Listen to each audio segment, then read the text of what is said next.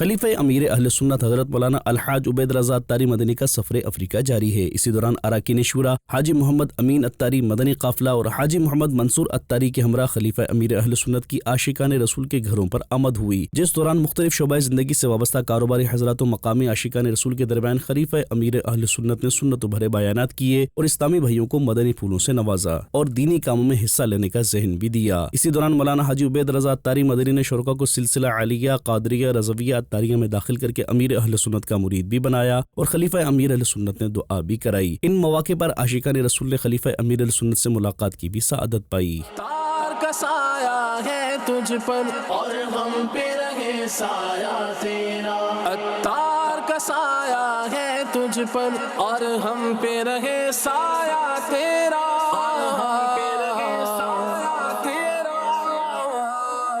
اے جانشین امیر اہل سنت، اے جانشین امیر اہل سنت، تو سدا رہے سلامت، تو سدا